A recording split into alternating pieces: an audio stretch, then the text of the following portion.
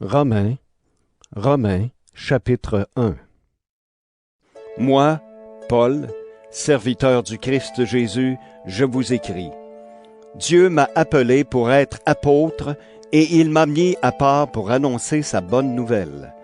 Cette bonne nouvelle, Dieu l'a promise depuis longtemps par ses prophètes dans les livres saints. Elle parle de son Fils. Comme être humain, il est né dans la famille de David, son ancêtre. Par l'Esprit Saint, Dieu l'a établi dans sa puissance de Fils de Dieu, quand il l'a fait se lever de la mort. C'est Jésus-Christ, notre Seigneur. Par lui, j'ai reçu le don d'être apôtre, pour l'honneur du Christ, afin d'amener les gens de tous les peuples à croire en lui et à lui obéir. Vous aussi, vous faites partie de ces gens-là, puisque Jésus-Christ vous a appelés, vous tous qui êtes à Rome. Dieu vous aime, il vous a appelés à vivre pour lui. Que Dieu notre Père et le Seigneur Jésus-Christ vous bénissent et vous donnent la paix. Tout d'abord, je remercie mon Dieu par Jésus-Christ pour vous tous, parce qu'on parle de votre foi dans le monde entier. Quand j'annonce la bonne nouvelle du Fils de Dieu, je sers Dieu de tout mon cœur, et lui, il sait que je dis la vérité. Quand je prie, je dis toujours vos noms, et je demande sans cesse de pouvoir aller chez vous, si Dieu le veut. Oui, j'ai très envie de vous voir pour partager avec vous les dons de l'Esprit Saint. Alors vous serez plus forts, ou plus exactement, quand je serai auprès de vous, la foi que nous avons, vous et moi, nous encouragera tous. Frères et sœurs chrétiens, je ne veux pas que vous ignoriez ceci. J'ai eu plusieurs fois l'intention d'aller chez vous, mais jusqu'à maintenant, je n'ai pas pu le faire. J'espérais obtenir de bons résultats chez vous comme dans les autres pays. Je dois m'occuper de tous, des gens civilisés et de ceux qui ne le sont pas, des gens instruits et des ignorants. Je désire donc vivement vous annoncer la bonne nouvelle, à vous aussi qui habitez à Rome. Je n'ai pas honte d'annoncer la bonne nouvelle. Elle est la puissance de Dieu pour sauver tous ceux qui croient, les Juifs d'abord, les autres ensuite. En effet, la bonne nouvelle montre ceci. Dieu reconnaît les êtres humains comme justes quand ils croient en lui. Et cette foi suffit. Oui, dans les livres saints, on lit « Celui qui croit en Dieu est juste, et ainsi il aura la vie. » Du haut du ciel, Dieu montre sa colère parce que les êtres humains sont pécheurs et parce qu'ils font le mal. Par leurs mauvaises actions, ils empêchent la vérité d'agir. Oui, ce qu'on peut connaître de Dieu est clair pour eux parce que Dieu les a éclairés. La puissance sans limite de Dieu et ce qu'il est lui-même sont des réalités qu'on ne voit pas. Mais depuis la création du monde, l'intelligence peut les connaître à travers ce qu'il a fait. Les êtres humains sont donc sans excuse. En effet, ils ont connu Dieu, mais ils ne lui ont pas rendu gloire, ils ne l'ont pas remercié. Pourtant, c'est ce qu'on doit faire pour Dieu. Au contraire, leurs idées sont devenues fausses, et leur cœur sans intelligence a perdu la lumière. Ils disent qu'ils ont la sagesse, mais ils sont devenus fous. Au lieu d'adorer le Dieu glorieux qui ne meurt pas, ils ont adoré des objets. Ces objets représentent une personne qui doit mourir, ou bien des oiseaux, des animaux à quatre pattes et des serpents. À cause de cela, Dieu les a laissés faire les actions mauvaises qu'ils voulaient, et ainsi, ils salissent eux-mêmes leur corps de façon honteuse. Ils ont remplacé le vrai Dieu par des faux dieux. Ils ont adoré et ils ont servi ce que Dieu a créé à la place du Créateur. Louange à lui pour toujours. Amen. C'est pourquoi Dieu les a laissés suivre des désirs qui les couvrent de honte. Leurs femmes ne couchent plus avec des hommes, mais elles couchent avec d'autres femmes, et cette façon de faire va contre la nature. Les hommes font la même chose. Ils ne couchent plus avec des femmes, mais ils brûlent de désir les uns pour les autres. Ils couchent ensemble et c'est une honte. Ainsi, ils reçoivent eux-mêmes la punition que leur conduite mauvaise entraîne. Comme ils n'ont pas voulu reconnaître Dieu, Dieu les a laissés suivre leur intelligence tordue, et ils font ce qu'on ne doit pas faire. Ils sont pleins de toutes sortes d'injustices. Ils font le mal. Ils veulent ce qui appartient aux autres. Ils sont méchants. Ils sont pleins de jalousie. Ils tuent. Ils se disputent. Ils trompent les autres. Ils agissent n'importe comment. Ils racontent des mensonges sur les gens. Ils disent du mal d'eux. Ils sont ennemis de Dieu. Ils insultent les autres. Ils sont orgueilleux. Ils se vantent. Ils trouvent tous les moyens pour faire le mal. Ils n'obéissent pas à leurs parents. Ils sont stupides. Ils ne tiennent pas leurs promesses. Ils sont sans cœur et sans pitié. Pourtant, ils connaissent bien le jugement de Dieu. Ceux qui agissent ainsi méritent la mort. Eh bien, non seulement ils font ces choses-là, mais encore ils approuvent ceux qui les font. Romains chapitre 2. Toi qui juges les autres, tu es donc sans excuse, peu importe qui tu es. Tu juges les autres, mais tu fais comme eux. Alors, en jugeant, c'est toi-même que tu condamnes. Oui, nous le savons, Dieu juge avec vérité ceux qui agissent ainsi. Toi, tu juges ceux qui font ces choses-là, mais tu fais comme eux. À ton avis, est-ce que tu vas échapper au jugement de Dieu? Dieu est très bon, très patient. Il sait attendre.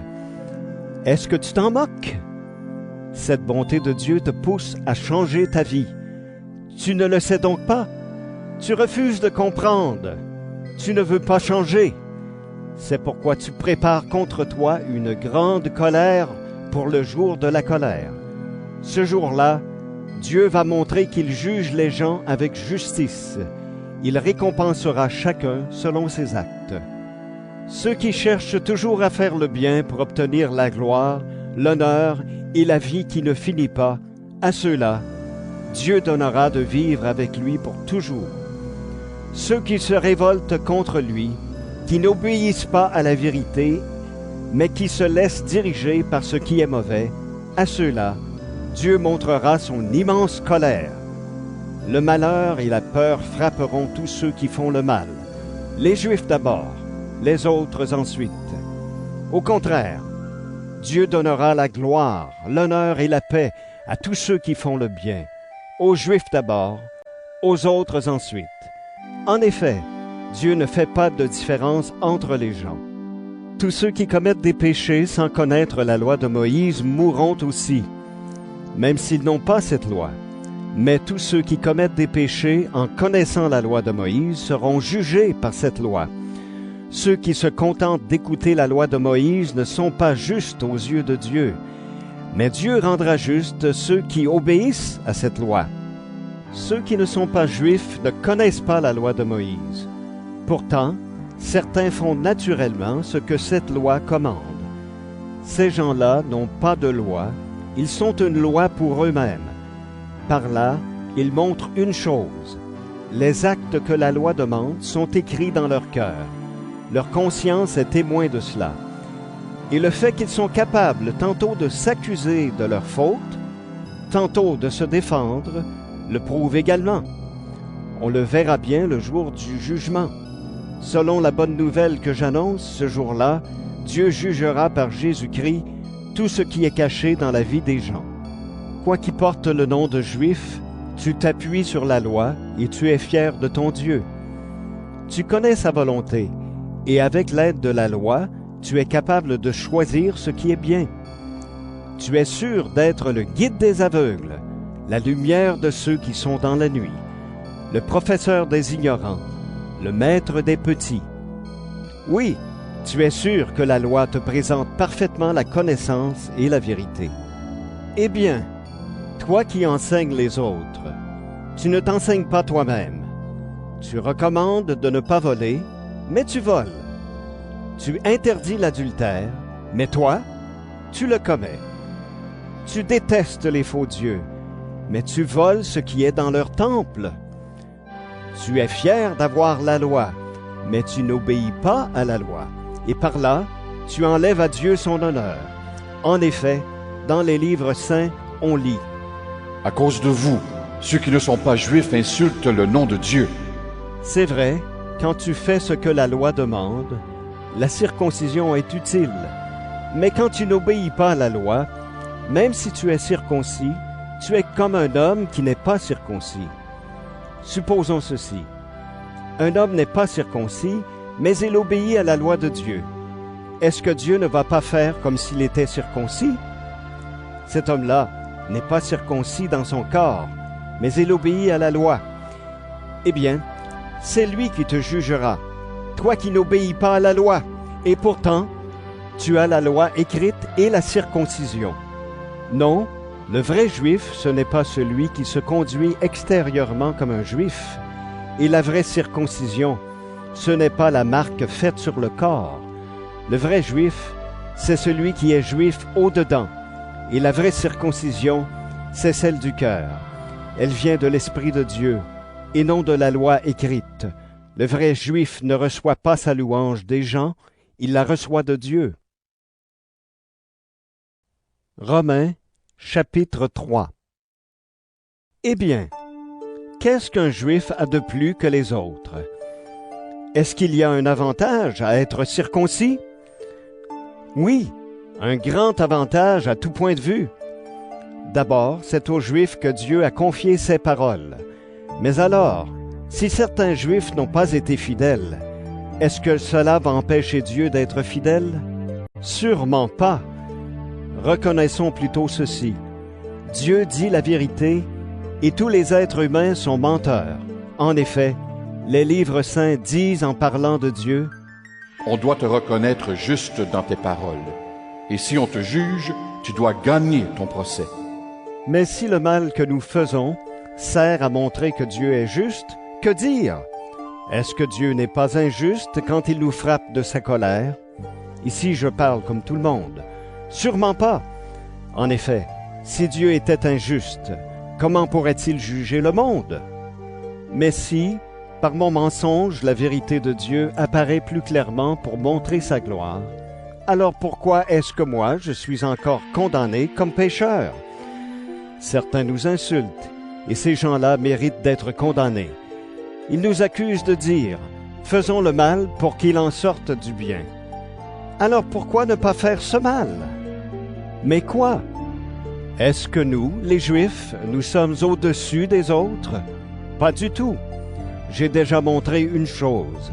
Les Juifs et ceux qui ne sont pas Juifs sont tous sous le pouvoir du péché. Dans les livres saints, on lit « Aucun être humain n'est juste, même pas un seul. Personne n'est intelligent, personne ne cherche Dieu. Tous ont quitté le bon chemin, ils sont tous corrompus. Personne ne fait le bien, même pas un seul. Leur gorge est comme une tombe ouverte. Avec leur langue, ils trompent les autres.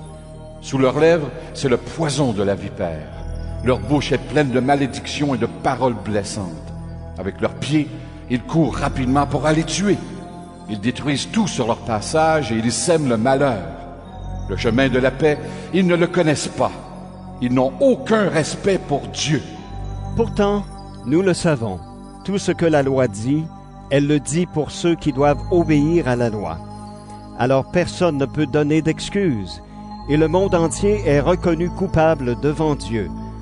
C'est pourquoi, aux yeux de Dieu, personne ne sera juste en faisant ce que la loi demande. En effet, la loi permet seulement aux gens de savoir qu'ils ont péché. Mais maintenant, Dieu a montré de quelle façon il nous rend justes sans la loi. La loi de Moïse elle-même et les prophètes prouvent cela. Dieu rend justes les êtres humains par leur foi en Jésus-Christ. Il le fait pour tous ceux qui croient au Christ, parce qu'il n'y a pas de différence entre eux. Tous ont péché et tous sont privés de la gloire de Dieu. Mais dans sa bonté, Dieu les rend justes gratuitement par Jésus-Christ, qui les libère du péché. Dieu l'a offert en sacrifice. Alors par sa mort, le Christ obtient le pardon des péchés pour ceux qui croient en lui. Ainsi, Dieu a voulu montrer qu'il est toujours juste. Il l'était autrefois, quand il a été patient et n'a pas puni les péchés des êtres humains.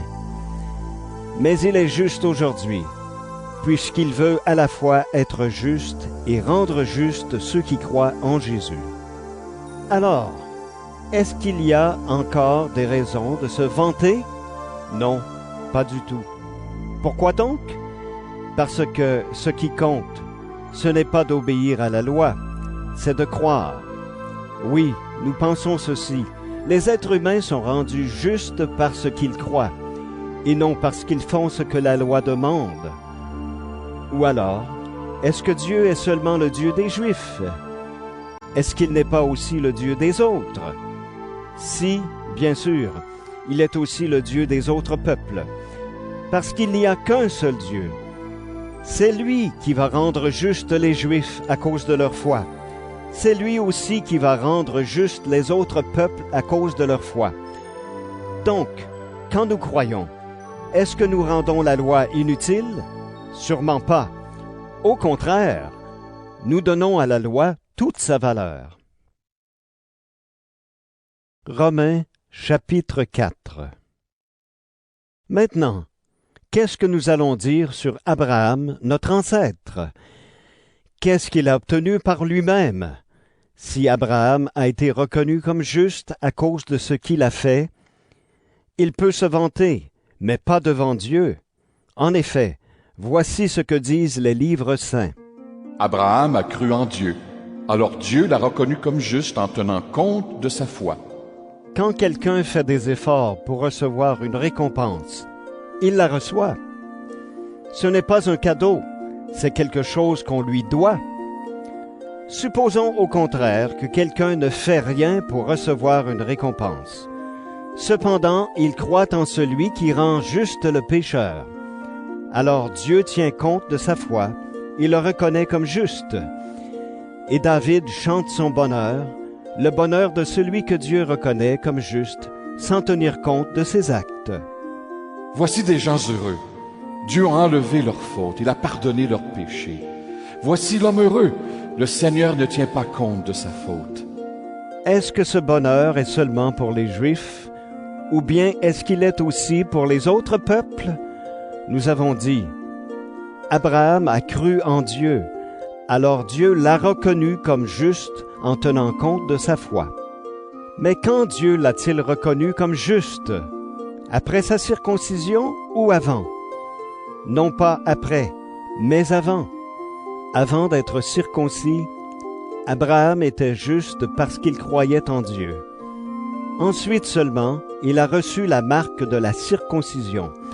Celle-ci montrait que Dieu le reconnaissait comme juste à cause de sa foi.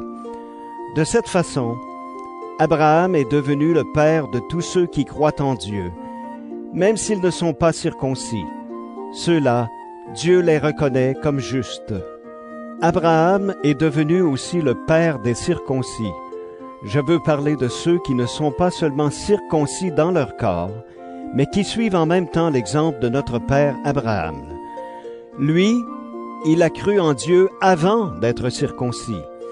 Dieu a promis à Abraham et à ceux qui allaient naître de lui qu'il recevrait la terre. Mais cette promesse, Dieu ne l'a pas faite parce qu'Abraham a obéi à la loi. Il l'a faite parce qu'il a reconnu Abraham comme juste à cause de sa foi. Si les biens promis étaient seulement pour ceux qui obéissent à la loi, la foi ne servirait à rien et la promesse de Dieu n'aurait plus de valeur.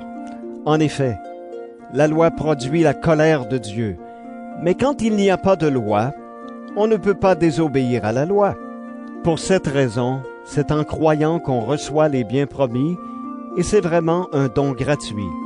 Alors, la promesse est valable pour tous ceux qui sont nés d'Abraham. Elle est valable non seulement pour ceux qui sont soumis à la loi, mais également pour ceux qui croient comme Abraham, notre Père à tous. Oui, les livres saints le disent. J'ai fait de toi le père de beaucoup de peuples.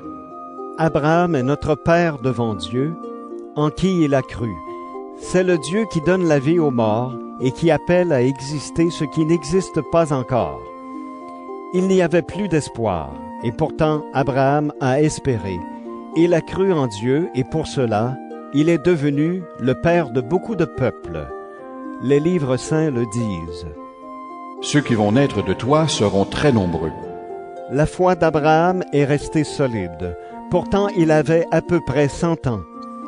Et il le savait, son corps était déjà comme mort et Sarah ne pouvait pas avoir d'enfant. Devant la promesse de Dieu, il n'a pas manqué de confiance. Au contraire, sa foi l'a rempli de force et il a rendu gloire à Dieu. Il était sûr d'une chose, ce que Dieu a promis, il est assez puissant pour le faire.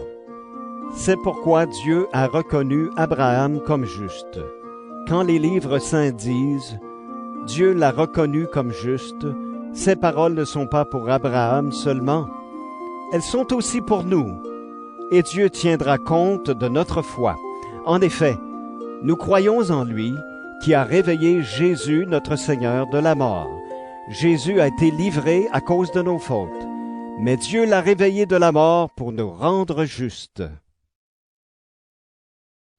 Romains, chapitre 5.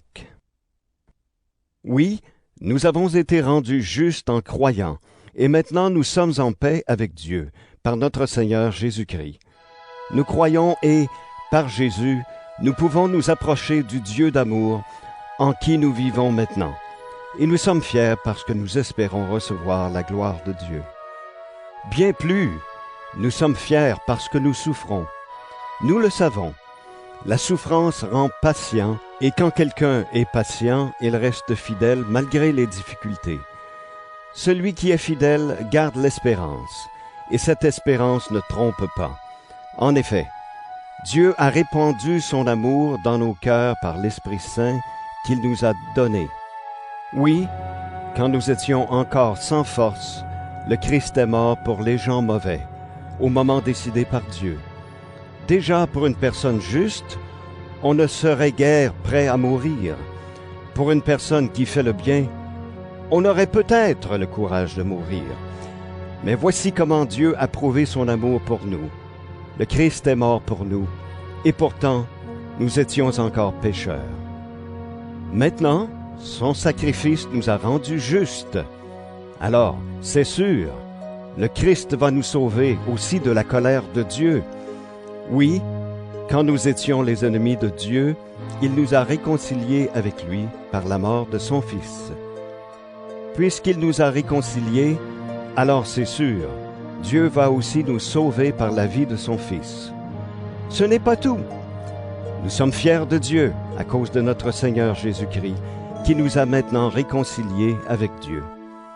Le péché est entré dans le monde à cause d'un seul homme, Adam, et le péché a amené la mort. Alors la mort a touché tous les êtres humains parce que tous ont péché. Avant que Dieu donne la loi à Moïse, le péché était dans le monde. Mais quand il n'y a pas de loi, on ne tient pas compte du péché. Pourtant, depuis le temps d'Adam jusqu'à Moïse, la mort a été très puissante. Elle a frappé même ceux qui n'ont pas péché, comme Adam, qui a désobéi à l'ordre de Dieu. Adam représentait celui qui allait venir. Mais il y a une grande différence entre le don gratuit de Dieu et la faute d'Adam.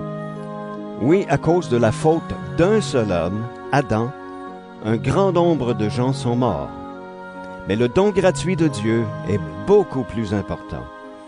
Ce don, Dieu l'a accordé par un seul homme, Jésus-Christ, et ainsi, il a répandu généreusement ses bienfaits sur un grand nombre de gens.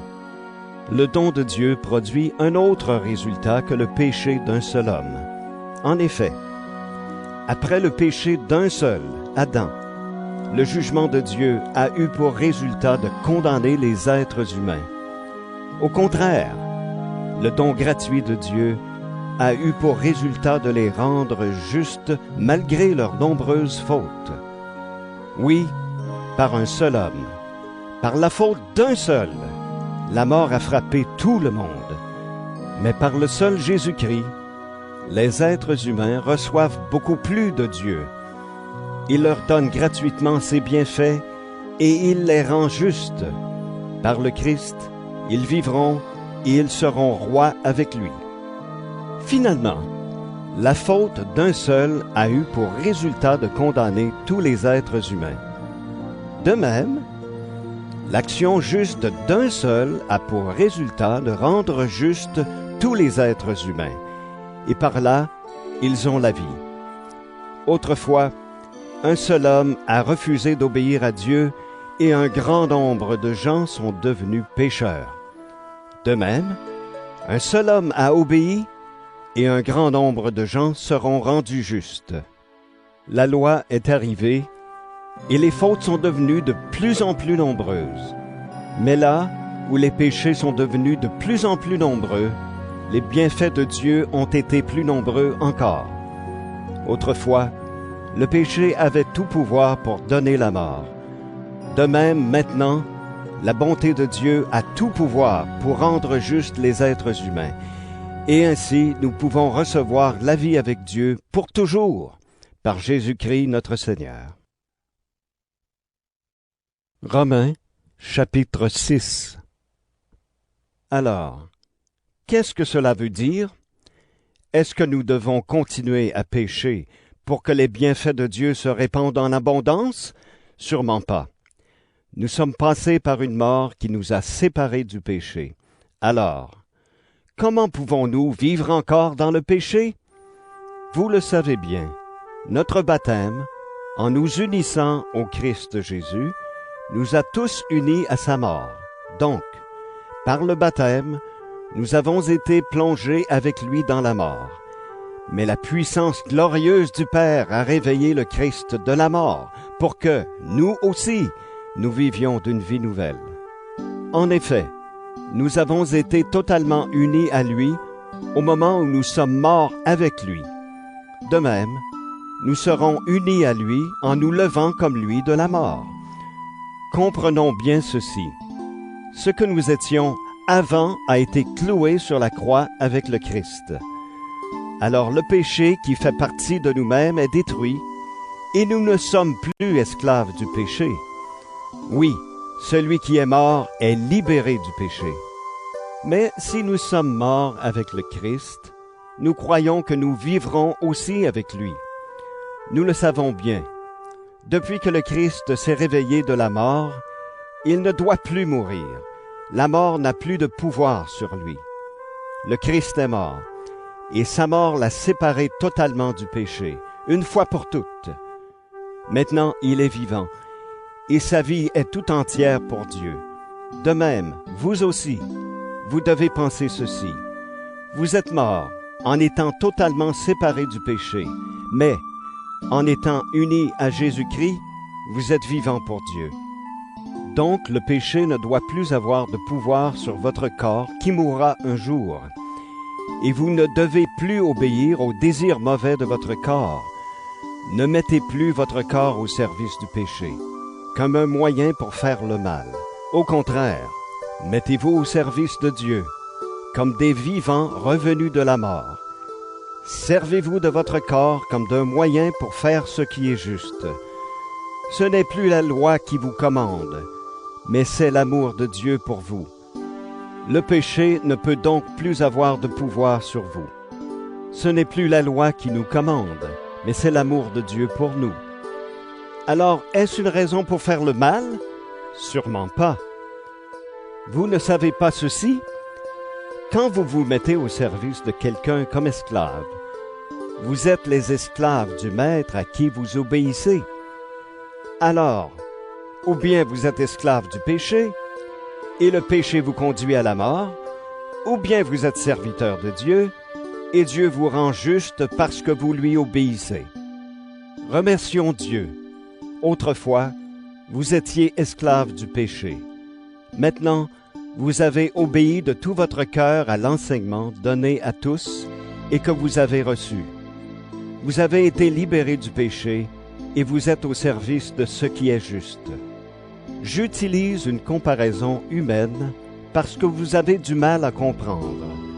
Autrefois, comme des esclaves, vous aviez mis votre corps au service d'une vie immorale et pleine de désordre, et le résultat, c'était la désobéissance à Dieu. De même, aujourd'hui, comme des esclaves, mettez votre corps au service de ce qui est juste, et le résultat, ce sera une vie qui plaît à Dieu. quand vous étiez esclaves du péché, faire ce qui est juste ne vous intéressait pas. Et à ce moment-là, quelle action avez-vous faite? Aujourd'hui, vous en avez honte, parce que le résultat, c'est la mort. Mais maintenant, vous êtes libérés du péché et vous êtes devenus les serviteurs de Dieu. Ainsi, vous faites des actions qui plaisent à Dieu. Et le résultat, c'est la vie avec Dieu pour toujours. Oui, avec le péché, ce qu'on gagne, c'est la mort. Mais avec Dieu, ce qu'on reçoit gratuitement, c'est la vie avec lui pour toujours, en union avec le Christ Jésus, notre Seigneur. Romains chapitre 7. Frères et sœurs chrétiens, je parle à des gens qui connaissent la loi. La loi a de l'autorité sur nous seulement pendant notre vie. Vous savez sûrement cela. Par exemple, une femme mariée est liée à son mari par la loi, pendant qu'il est vivant. Mais quand il meurt, cette femme est libérée de la loi qui l'attachait à lui.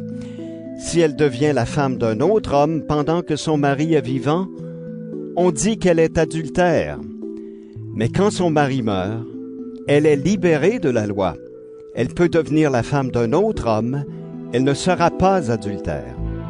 Pour vous, mes frères et mes sœurs, c'est la même chose.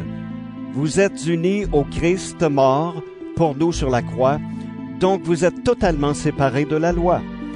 Vous appartenez à quelqu'un d'autre, et cet autre, c'est celui qui s'est réveillé de la mort, et ainsi, nous pouvons servir Dieu utilement.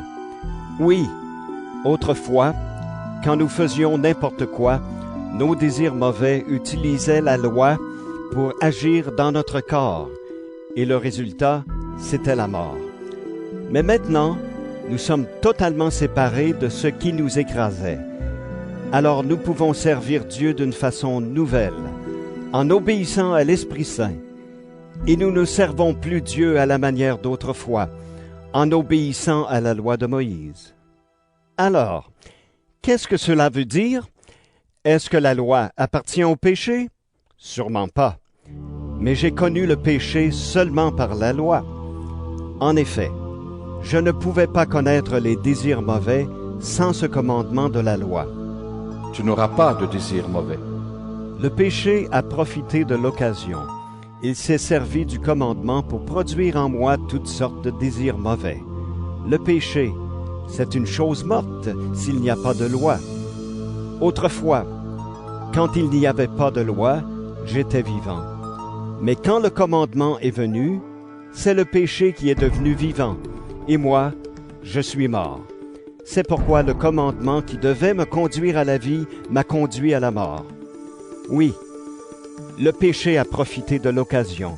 Il s'est servi du commandement pour me tromper, et ainsi, il m'a fait mourir. Mais la loi est sainte, et le commandement est saint, juste et bon. Alors, est-ce qu'une chose bonne peut faire mourir? Sûrement pas. Mais le péché s'est servi d'une chose bonne pour me donner la mort. De cette façon, le commandement a permis de reconnaître combien le péché est mauvais et de montrer toute sa violence. Oui, nous le savons. La loi vient de Dieu. Mais moi, je suis un homme faible, vendu comme esclave au péché. Vraiment, ce que je fais, je ne le comprends pas. Ce que je veux, je ne le fais pas, et ce que je déteste, je le fais. Si je fais ce que je ne veux pas, je reconnais que la loi est bonne. Alors, ce n'est pas moi qui agis, c'est le péché qui habite en moi. Oui, je le sais, le bien n'habite pas en moi. Je veux dire en moi qui suis faible. Pour moi, vouloir le bien, c'est possible, mais faire le bien, c'est impossible. En effet, le bien que je veux, je ne le fais pas, et le mal que je ne veux pas, je le fais. Si je fais ce que je ne veux pas, ce n'est pas moi qui agis, mais c'est le péché qui habite en moi. Ainsi, je découvre cette loi. Quand je veux faire le bien, c'est le mal qui se présente à moi. Au fond de moi-même, la loi de Dieu me plaît, Mais je trouve dans mon corps une autre loi. Elle lutte contre la loi avec laquelle mon intelligence est d'accord. Cette loi me fait prisonnier de la loi du péché qui est en moi. Me voilà bien malheureux. Qui va me libérer de ce corps qui me conduit vers la mort? Remercions Dieu par Jésus-Christ, notre Seigneur. Ainsi, avec mon intelligence, j'accepte la loi de Dieu. Mais avec ma faiblesse, j'obéis à la loi du péché. Romains chapitre 8. Maintenant, ceux qui sont unis au Christ Jésus ne peuvent plus être condamnés. En effet, quand quelqu'un est uni au Christ Jésus, la loi pour lui, c'est l'Esprit Saint qui donne la vie. Cette loi m'a libéré de la loi du péché et de la mort.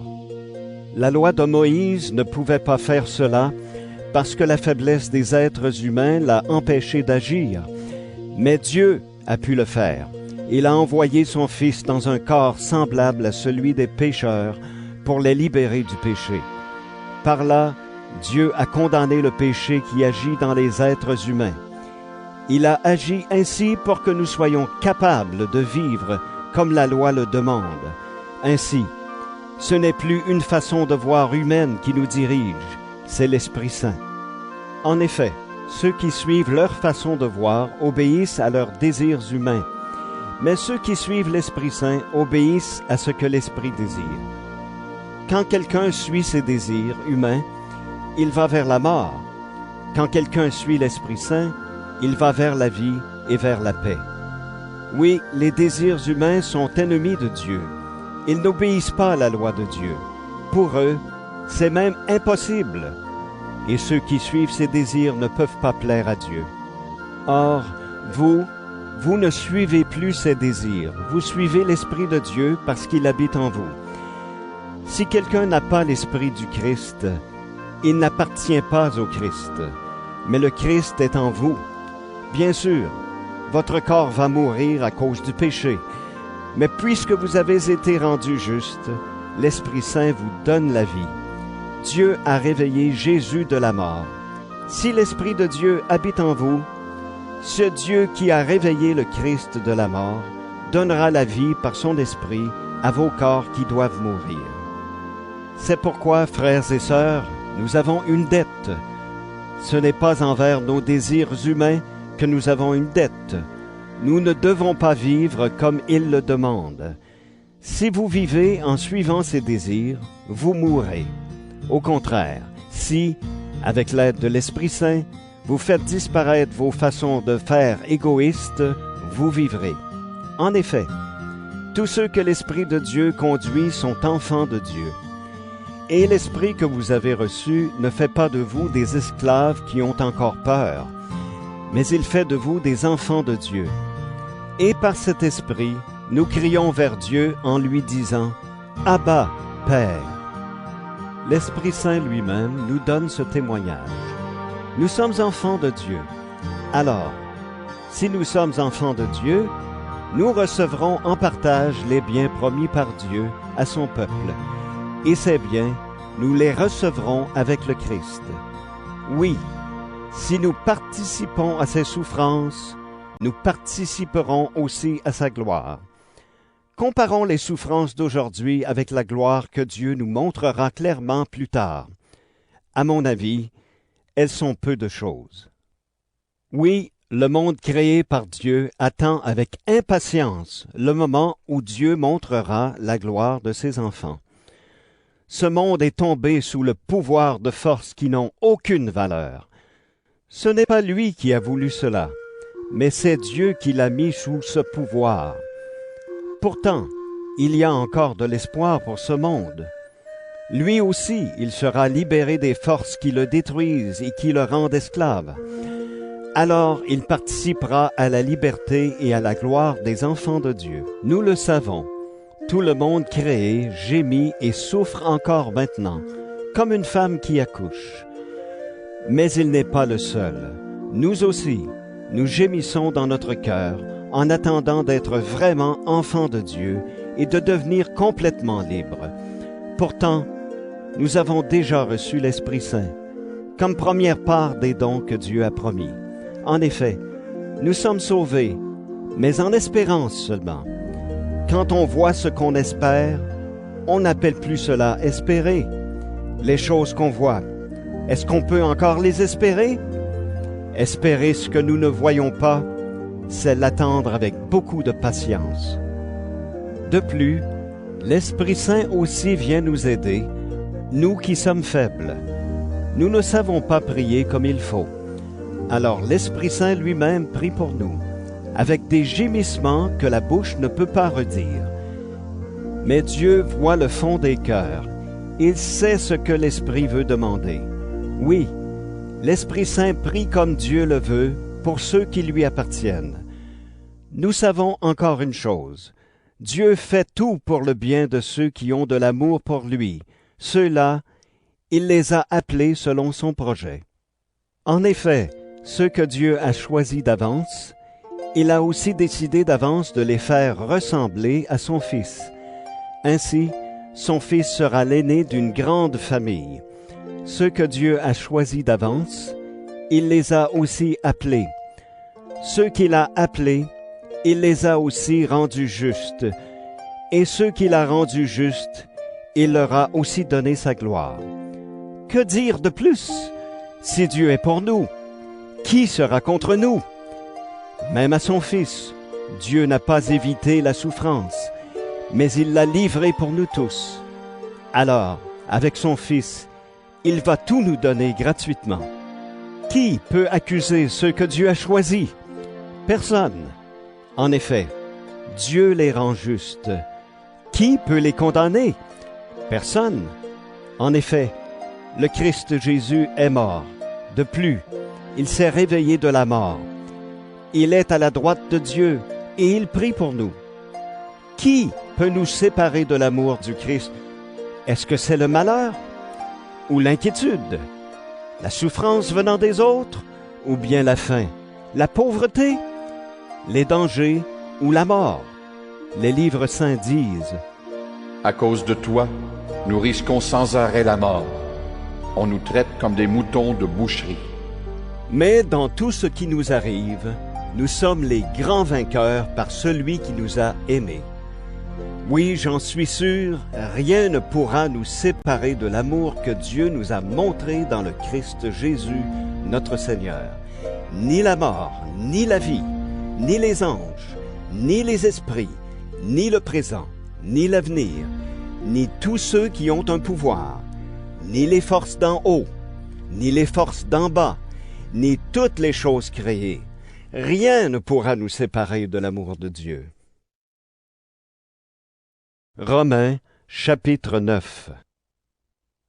Je suis uni au Christ, donc je vais dire la vérité. Je ne vais pas mentir. Ma conscience guidée par l'Esprit Saint me dit aussi que c'est vrai. Mon cœur est plein d'une grande tristesse et je souffre sans cesse. Oui, je souhaiterais moi-même être rejeté par Dieu et séparé du Christ pour mes frères et sœurs juifs. Ils sont du même peuple que moi. Ce sont des Israélites. Dieu a fait d'eux ses enfants. Il leur a montré sa gloire. Il a fait alliance avec eux. Il leur a donné la loi, le culte, les promesses et les ancêtres célèbres. C'est dans leur peuple que le Christ est né comme être humain, lui qui est Dieu au-dessus de tout. Louange à lui pour toujours. Amen. Pourtant, la promesse de Dieu n'a pas été sans résultat. En effet, ceux qui sont nés d'Israël n'appartiennent pas tous au vrai peuple d'Israël. Et ceux qui sont nés dans la famille d'Abraham ne sont pas tous ses vrais enfants. Oui, Dieu a dit à Abraham: Les enfants que je t'ai promis, tu les auras par Isaac. Voici le sens de ces paroles. Ce ne sont pas les enfants nés de la volonté d'un homme et d'une femme qui sont les enfants de Dieu. Les vrais enfants, ce sont les enfants nés de la promesse de Dieu. Voici les paroles de la promesse. Je reviendrai dans 1 an, et Sarah aura un fils. Ce n'est pas tout. Il y a aussi Rebecca. Elle a eu 2 enfants du même père, notre ancêtre Isaac. Ses enfants n'étaient pas encore nés, ils n'avaient encore fait ni bien ni mal.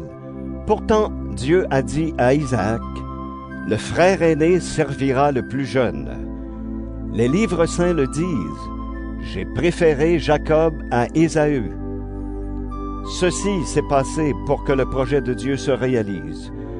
Dieu choisit les gens librement. Ce choix ne dépend pas de leurs actes, mais il dépend seulement de Dieu qui les appelle. Qu'est-ce que cela veut dire? Est-ce que Dieu est injuste? Sûrement pas. En effet, il a dit à Moïse, « J'aurai pitié de qui je veux avoir pitié. Je serai bon avec qui je veux être bon. » Donc la bonté de Dieu ne dépend pas de ce que les gens veulent, ni de leurs efforts, mais elle dépend seulement de Dieu qui a pitié. Dans les livres saints, Dieu dit au roi d'Égypte, « Je t'ai fait roi pour montrer ma puissance en toi et pour faire connaître mon nom sur toute la terre. » On le voit, Dieu a pitié de qui il veut et il ferme le cœur de qui il veut. Mais alors, tu vas me dire, Dieu fait encore des reproches? Pourquoi donc? En effet, qui peut résister à ce qu'il veut? Mais qui es-tu, toi, pour discuter avec Dieu? Est-ce que le plat demande à celui qui l'a fait, « Pourquoi est-ce que tu m'as fait comme cela? » Est-ce que le potier ne peut pas faire ce qu'il veut avec son argile? Avec la même terre, est-ce qu'il ne peut pas faire un joli plat et un plat ordinaire? Dieu a voulu montrer sa colère et faire connaître sa puissance. Pourtant, les êtres humains qui méritaient sa colère et qui allaient être condamnés, il les a supportés avec beaucoup de patience. Aux autres, il a montré sa pitié. Il a voulu leur faire connaître sa grande gloire. Il les a préparés à recevoir cette gloire. Et ces gens-là, c'est nous.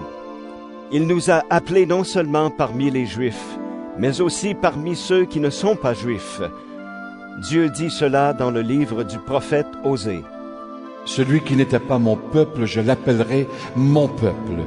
Le peuple que je n'aimais pas, je l'appellerai peuple aimé. Et là où on avait dit aux gens, « Vous n'êtes pas mon peuple », on les appellera fils du Dieu vivant. » De son côté, Ésaïe annonce au sujet du peuple d'Israël, « Même si les Israélites deviennent aussi nombreux que les grains de sable au bord de la mer, seule une partie d'entre eux sera sauvée. En effet, le Seigneur fera sur la terre ce qu'il a dit, rapidement et jusqu'au bout. » Ésaïe a dit aussi par avance, « Le Dieu Tout-Puissant nous a laissé quelques enfants. Sinon, nous serions devenus comme la ville de Sodome, comme la ville de Gomorrhe. » Qu'est-ce que cela veut dire? Eh bien, des gens qui ne sont pas juifs ont été rendus justes en croyant. Pourtant, ils ne cherchaient pas à être justes. Au contraire, le peuple d'Israël cherchait à devenir juste par la loi. Pourtant, il n'y est pas arrivé. Pourquoi? Parce que cette justice, les Juifs ne l'attendaient pas de la foi. Ils croyaient l'obtenir par leurs actes. Ils ont heurté la pierre qui fait perdre l'équilibre. En effet, dans les livres saints, Dieu dit, « Je pose dans la ville de Sion une pierre qui fait perdre l'équilibre, un rocher qui fait tomber. Mais celui qui s'appuie sur ce rocher ne le regrettera pas. » Romains, chapitre 10. Frères et sœurs chrétiens, je désire de tout mon cœur que les Juifs soient sauvés, et je demande cela à Dieu pour eux. Oui, je peux le dire, ils sont pleins d'ardeur pour Dieu, mais cette ardeur n'est pas éclairée par la connaissance. Ils n'ont pas compris comment Dieu rend juste les êtres humains. Ils ont cherché à imposer leur façon d'être juste. Ainsi, ils ont refusé le chemin que Dieu prend pour rendre justes les êtres humains. En effet, la loi de Moïse a atteint son but. C'est le Christ. Et maintenant, Dieu rend juste tous ceux qui croient en Jésus-Christ. Quand Moïse parle de la justice qui vient de la loi, il dit « La loi donnera la vie à celui qui obéit à tous ses commandements. » Mais voici comment il parle de la justice qui vient de la foi. Ne dis pas dans ton cœur. Qui montera au ciel pour faire descendre le Christ? Ne dis pas non plus qui va descendre dans le ventre de la terre? Le Christ est déjà remonté du milieu des morts. Alors, voici comment les livres saints parlent de la justice. La parole est tout près de toi, dans ta bouche et dans ton cœur. Cette parole, c'est le message de la foi que nous annonçons. Est-ce que ta bouche affirme devant tous que Jésus est le Seigneur? Est-ce que tu crois dans ton cœur que Dieu l'a réveillé de la mort? Dans ce cas, tu seras sauvé. En effet, quand nous croyons de tout notre cœur, Dieu nous rend justes. Quand nous affirmons notre foi devant tous, il nous sauve.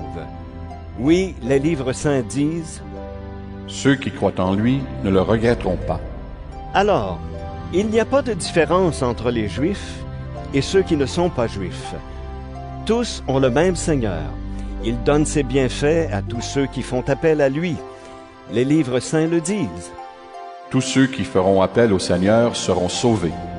Mais comment s'adresser au Seigneur si on ne croit pas en lui? Et comment croire au Seigneur si on n'a pas entendu parler de lui?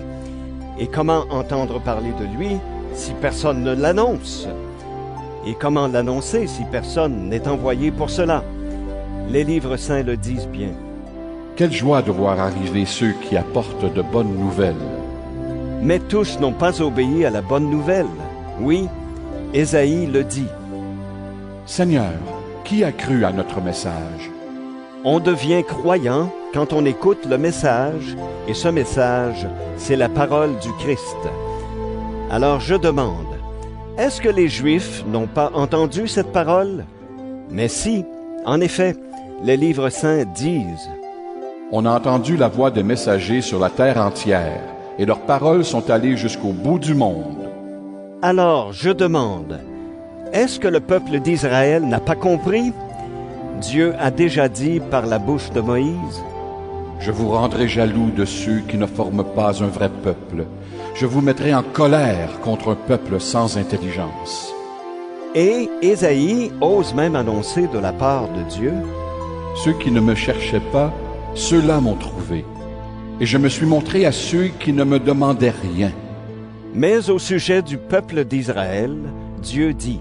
Toute la journée, j'ai tendu les mains vers un peuple qui n'obéit pas et qui est contre moi. Romains chapitre 11. Alors je demande, est-ce que Dieu a rejeté son peuple? Sûrement pas. La preuve, moi, je suis israélite de la famille d'Abraham, de la tribu de Benjamin. Dieu n'a pas rejeté son peuple, qu'il a choisi d'avance. Dans les livres saints, Élie se plaint à Dieu du peuple d'Israël. Vous connaissez sûrement ces paroles. Voici ce qu'il dit. Seigneur, ils ont tué tes prophètes, ils ont détruit tes autels. Moi seul je suis resté et ils veulent me tuer. Quelle est la réponse de Dieu? La voici. J'ai gardé pour moi 7000 hommes, ceux qui n'ont pas plié les genoux devant le dieu Baal. Aujourd'hui, c'est la même chose. Il reste un petit nombre de gens que Dieu a choisis par amour. Mais si Dieu les a choisis par amour, ce n'est pas à cause de ce qu'ils ont fait. Sinon, l'amour de Dieu ne serait pas un amour gratuit. Qu'est-ce que cela veut dire? Ce que le peuple d'Israël cherche, il ne l'a pas trouvé.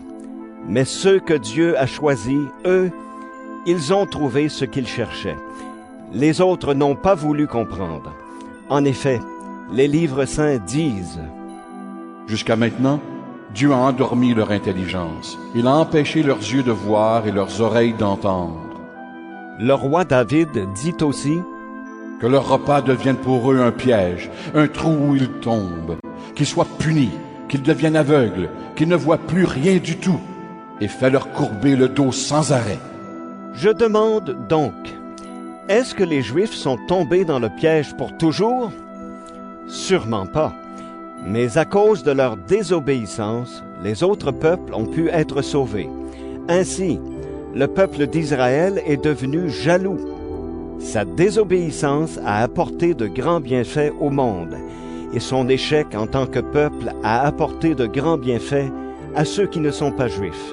Alors, quand les Juifs participeront totalement au salut, les bienfaits seront encore plus grands. Maintenant, vous qui n'êtes pas juifs, c'est à vous que je parle. Je suis l'apôtre de ceux qui ne sont pas juifs. Ce service est pour moi un honneur, et je le rends en espérant augmenter la jalousie de mes frères et sœurs juifs pour en sauver quelques-uns. En effet, quand Dieu les a mis de côté, il a réconcilié le monde avec lui. Alors, quand il les accueillera de nouveau, que va-t-il se passer? Ceux qui étaient morts reviendront à la vie. Si la première part du pain est pour Dieu, le pain entier est pour lui aussi. Et si les racines d'un arbre sont à Dieu, les branches sont à lui aussi. Le peuple d'Israël est comme un arbre bien cultivé, auquel on a coupé quelques branches. Toi, tu es comme la branche d'un arbre sauvage, et on t'a greffé parmi les branches qui restaient sur l'arbre cultivé. Maintenant, tu peux profiter avec ces branches de la bonne sève de ses racines, mais ne va pas te vanter devant les branches. Tu veux pourtant te vanter, mais ce n'est pas toi qui portes les racines, ce sont les racines qui te portent. Tu vas dire, on a coupé des branches pour que moi, je sois greffé. C'est vrai, on les a coupées parce qu'elles n'avaient pas la foi, et toi, tu restes attaché à l'arbre parce que tu as la foi. Ne te vante pas, mais tu dois plutôt avoir peur. En effet, si Dieu a coupé des branches, même à l'arbre cultivé, Dieu peut te faire la même chose. Alors, regarde, Dieu est bon et il est sévère. Il est sévère pour ceux qui sont tombés, il est bon pour toi si tu vis de sa bonté. Sinon, tu seras coupé, toi aussi, comme une branche. Mais si un jour, les Juifs acceptent de croire, Dieu est assez puissant pour les greffer de nouveau. En effet, toi, tu étais la branche d'un arbre sauvage. On t'a coupé et on t'a greffé sur un arbre cultivé. Pour toi, ce n'était pas naturel. Les Juifs, eux, étaient les branches de l'arbre cultivé. Alors, Dieu les greffera bien plus facilement sur cet arbre où ils avaient poussé. Frères et sœurs chrétiens, voici le mystère que je veux vous faire connaître. Ainsi, vous ne croirez pas que vous êtes des sages. Une partie du peuple d'Israël refuse de comprendre, et cela durera jusqu'à ce que les autres peuples reviennent vers Dieu. À ce moment-là, tout le peuple d'Israël sera sauvé, comme les livres saints le disent. Le libérateur viendra de Jérusalem. Il enlèvera les fautes de la tribu de Jacob. Voici l'alliance que j'établirai avec eux quand j'enlèverai leurs péchés. Ils ont refusé la bonne nouvelle. Ils sont donc devenus ennemis de Dieu, et cela à votre avantage. Pourtant, Dieu les avait choisis pour être son peuple. Il les aime à cause de leurs ancêtres. En effet, Dieu ne reprend jamais ce qu'il a donné. Il ne rejette jamais ceux qu'il a appelés. Autrefois, vous n'avez pas obéi à Dieu, mais maintenant, Dieu a eu pitié de vous, parce que les Juifs n'ont pas obéi. Pour eux, c'est la même chose. Maintenant, ils n'ont pas obéi à Dieu, pour que Dieu ait pitié de vous. Alors maintenant, eux aussi pourront recevoir la pitié de Dieu. Dieu a permis que tous les êtres humains refusent d'obéir pour montrer à tous sa pitié. Dieu est vraiment grand. Sa sagesse et ses pensées sont vraiment très profondes. Personne ne peut connaître ses décisions. Personne ne peut comprendre ses projets. Les livres saints disent, « Qui connaît la pensée du Seigneur? Qui peut lui donner des conseils? Qui lui a donné quelque chose le premier pour que Dieu lui donne à son tour? » Oui, tout vient de lui. Tout existe par lui et pour lui. À Dieu la gloire pour toujours. Amen. Romains chapitre 12. Frères et sœurs chrétiens, Dieu est plein de bonté pour nous. Alors, je vous demande ceci. Offrez-lui votre personne et votre vie. C'est le sacrifice réservé à Dieu et qui lui plaît. Voilà le vrai culte que vous devez lui rendre.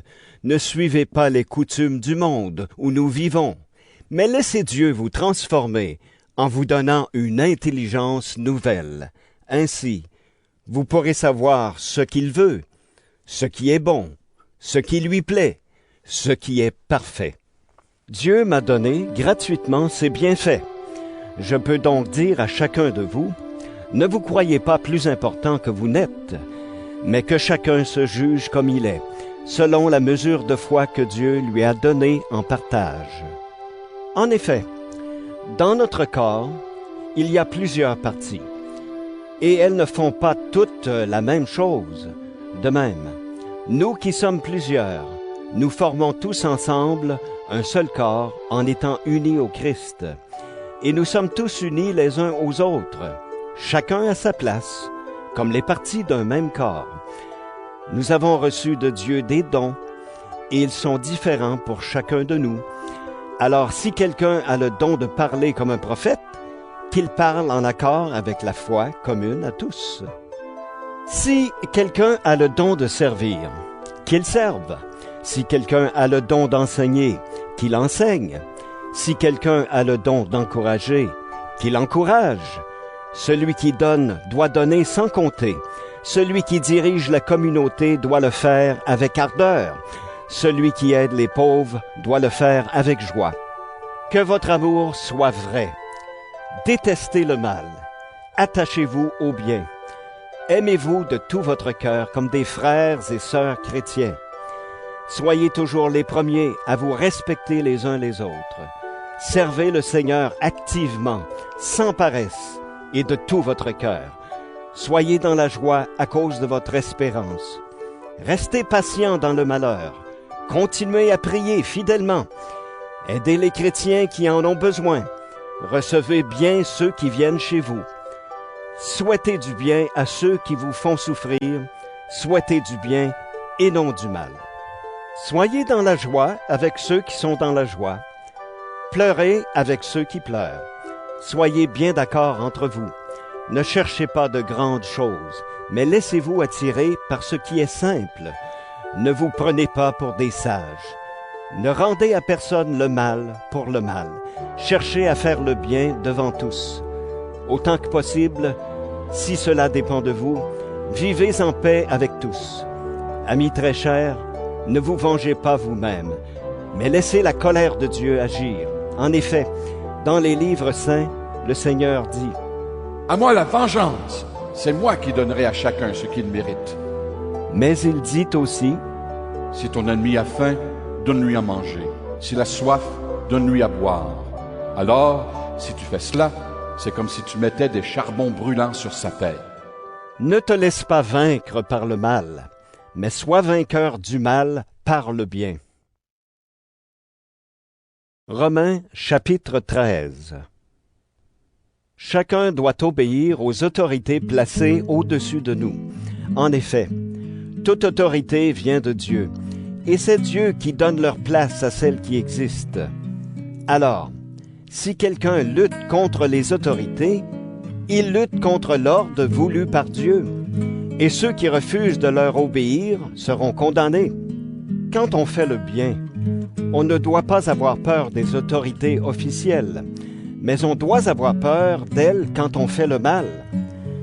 Tu ne veux pas avoir peur des autorités? Alors fais le bien, et tu recevras leurs félicitations. Oui, les autorités sont au service de Dieu pour te conduire au bien. Mais si tu fais le mal, tu dois avoir peur, car les autorités ont le pouvoir de punir, et ce n'est pas pour rien. Quand les autorités punissent, elles sont au service de Dieu. Elles montrent la colère de Dieu contre celui qui fait le mal. C'est pourquoi il faut leur obéir, non seulement pour éviter la colère de Dieu, mais encore parce que notre conscience nous le demande. C'est aussi pour cela que vous payez des impôts. En effet, les fonctionnaires qui les demandent sont chargés de ce travail par Dieu. Donnez à chacun ce que vous lui devez.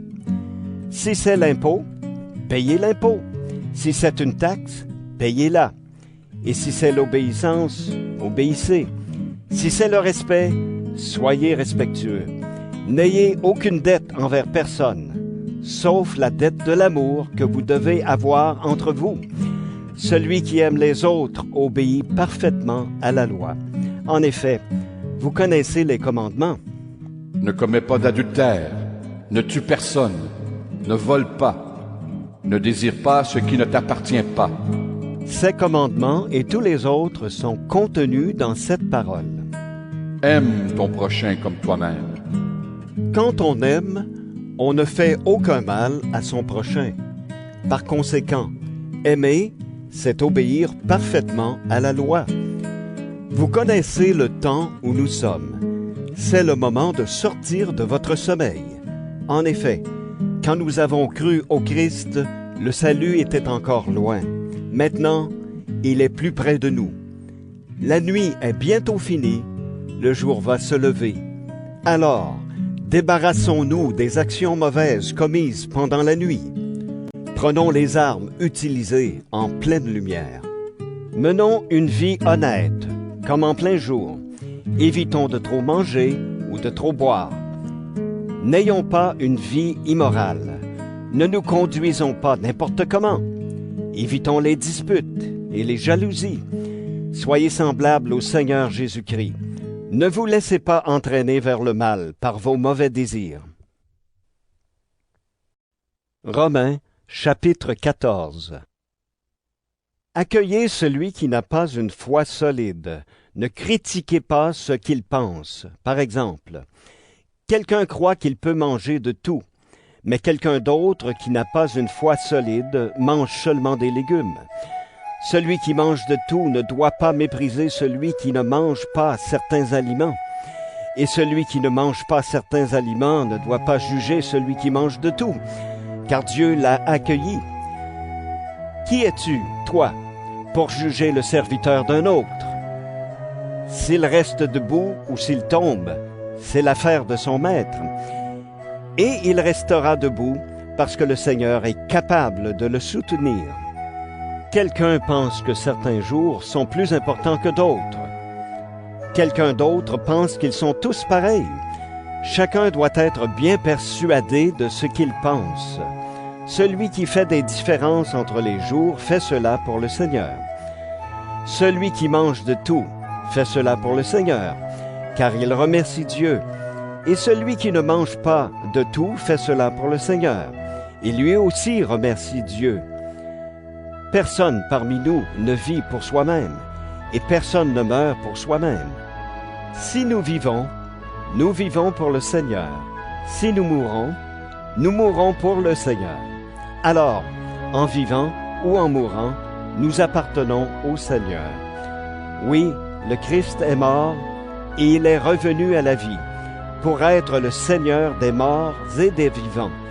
Mais toi, pourquoi juger ta sœur ou ton frère chrétien? Et toi, pourquoi les mépriser? En effet, nous devrons tous nous présenter devant le tribunal de Dieu. Dans les livres saints, on lit « Moi, le Seigneur vivant, je le jure, tous les êtres humains se mettront à genoux devant moi, et tous me rendront gloire. » Ainsi, chacun de nous devra rendre des comptes à Dieu. Arrêtons donc de nous juger les uns les autres, mais voici plutôt ce que vous devez décider. Ne mettez rien devant votre frère ou votre sœur pour leur faire perdre l'équilibre ou pour les pousser au mal. Je le sais, et, grâce au Seigneur Jésus, j'en suis sûr, rien n'est impur. Mais si quelqu'un pense qu'une chose est impure, elle devient impure pour lui. Si tu fais de la peine à ton frère ou à ta sœur à cause de ce que tu manges, tu ne vis plus selon l'amour. Pour une question de nourriture, ne va pas détruire un frère ou une sœur pour qui le Christ est mort. Ce que vous jugez bon pour vous, cela ne doit pas donner aux autres l'occasion de le trouver mauvais. En effet, le royaume de Dieu n'est pas une question de nourriture et de boisson. Le royaume de Dieu, c'est la justice, la paix et la joie donnée par l'Esprit Saint. Celui qui sert le Christ de cette façon plaît à Dieu, et les gens lui donnent raison. Alors cherchons ce qui sert la paix et ce qui construit la communauté. Ne détruis pas le travail de Dieu pour une question de nourriture. C'est vrai, tous les aliments sont purs, Mais manger quelque chose qui pousse les autres au mal, ce n'est pas bien. Ce qui est bien, c'est, par exemple, de ne pas manger de viande, de ne pas boire de vin, en un mot, de ne rien prendre qui peut faire tomber dans le péché ton frère ou ta sœur. Ce que tu crois sur cette question, garde-le pour toi devant Dieu. Il est heureux, celui qui ne se sent pas coupable quand il décide d'agir. Celui qui mange un aliment en n'étant pas sûr de bien faire, celui-là, Dieu le condamne. En effet, il n'agit pas en accord avec sa foi, et quand on n'est pas en accord avec la foi, on commet un péché. Romains, chapitre 15. Nous qui sommes forts, nous devons porter la faiblesse de ceux qui n'ont pas cette force. Nous ne devons pas chercher ce qui nous plaît. Chacun de nous doit chercher à plaire aux autres pour le bien, pour construire la communauté. Le Christ, lui, n'a pas cherché ce qui lui plaisait. Au contraire, les livres saints disent « Les insultes de ceux qui t'insultent sont tombées sur moi. » En effet, tous les livres saints écrits autrefois ont été écrits pour nous instruire. Ils doivent nous donner patience et courage pour que nous possédions l'espérance. La patience et le courage viennent de Dieu. Que Dieu vous rende donc capable d'être bien d'accord entre vous en suivant l'exemple du Christ Jésus. Alors, d'un même cœur et d'une même bouche, vous pourrez rendre gloire à Dieu, le Père de notre Seigneur Jésus-Christ. Accueillez-vous les uns les autres, comme le Christ vous a accueillis pour la gloire de Dieu. Je vous le dis, Dieu est fidèle. C'est pourquoi le Christ est devenu le serviteur des Juifs pour accomplir les promesses faites par Dieu aux ancêtres. Et les non-Juifs rendent gloire à Dieu à cause de sa bonté. En effet, les livres saints disent « Pour cela, je te fêterai parmi tous les peuples, et je chanterai en l'honneur de ton nom. » Les livres saints disent encore « Peuple, réjouissez-vous avec le peuple que Dieu a choisi. Pays du monde entier, chantez la louange du Seigneur. Tous les peuples, chantez la grandeur de Dieu. » Ésaïe dit aussi « Un homme de la famille de Jessé va venir. Il se lèvera pour gouverner les autres peuples, et ces peuples mettront leur espoir en lui. » Que Dieu, qui donne l'espérance, vous remplisse de paix et de joie à cause de votre foi. Alors vous serez plein d'espérance par la puissance de l'Esprit Saint. Frères et sœurs, personnellement, j'en suis sûr, vous êtes vous-même pleins de bonne volonté. Vous savez tout ce qu'il faut connaître et vous êtes capables de vous donner des conseils les uns aux autres. Pourtant, quelquefois dans cette lettre, je n'ai pas hésité à vous rappeler ce que vous avez déjà appris. Je l'ai fait parce que Dieu, dans sa bonté, a fait de moi le serviteur du Christ Jésus pour ceux qui ne sont pas juifs. Il m'a mis à part pour annoncer sa bonne nouvelle. Alors, ceux qui ne sont pas juifs pourront devenir une offrande agréable à Dieu. Et c'est l'Esprit Saint qui rend cette offrande digne d'être pour Dieu. C'est pourquoi, uni au Christ Jésus, je peux être fier du travail que j'ai fait pour Dieu. En effet, si j'ose parler de quelque chose, c'est seulement de ce que le Christ a fait pour moi. Par moi, il a amené ceux qui ne sont pas juifs à obéir à Dieu. Il a fait cela par des paroles et par des actes, par des signes puissants et extraordinaires, avec la force de l'Esprit de Dieu. Et depuis Jérusalem jusqu'à la région d'Illyrie, j'ai annoncé pleinement la bonne nouvelle du Christ. Mais j'ai voulu annoncer la bonne nouvelle seulement dans les régions qui ne connaissaient pas encore le Christ. J'ai fait cela pour ne pas construire sur des fondations préparées par quelqu'un d'autre. J'ai suivi ce que les livres saints disent. Ceux à qui on ne l'a pas annoncé vont le voir. Ceux qui n'ont rien entendu à son sujet vont comprendre. Et c'est ce qui m'a toujours empêché d'aller chez vous. Mais maintenant, j'ai terminé mon travail dans ces régions. Comme j'ai très envie d'aller chez vous depuis plusieurs années, je le ferai quand j'irai en Espagne. Oui, J'espère vous voir en allant là-bas et je compte sur votre aide pour y aller. En tout cas, je resterai avec vous pendant quelque temps. Mais maintenant, je vais à Jérusalem pour rendre service aux membres du peuple de Dieu qui sont dans cette ville. En effet, les chrétiens de Macédoine et d'Achaïe ont décidé de donner de l'argent pour les chrétiens de Jérusalem qui sont pauvres. Ils ont décidé de les aider, mais en réalité, c'est une dette qu'ils avaient envers eux. Les chrétiens de Macédoine et d'Achaïe ne sont pas d'origine juive. Pourtant, ils ont reçu les richesses spirituelles des Juifs de Jérusalem devenus chrétiens. Alors, à leur tour, ils doivent partager leurs richesses matérielles avec eux. Quand j'aurai réglé cette affaire, quand j'aurai remis l'argent à la communauté de Jérusalem, j'irai en Espagne en passant chez vous. Et je le sais, quand j'irai chez vous, je viendrai avec toute la bénédiction du Christ. Frères et sœurs, luttez avec moi quand vous priez Dieu pour moi. Je vous le demande par notre Seigneur Jésus-Christ et par l'amour que l'Esprit Saint nous donne. Priez pour que je ne tombe pas entre les mains des gens de Judée qui ne croient pas au Christ. Priez pour que les chrétiens acceptent de bon cœur l'aide que j'apporte à Jérusalem. Alors je pourrai venir chez vous dans la joie, et si Dieu le veut, je pourrai me reposer un peu avec vous. Que le Dieu de paix soit avec vous tous. Amen. Romains, chapitre 16.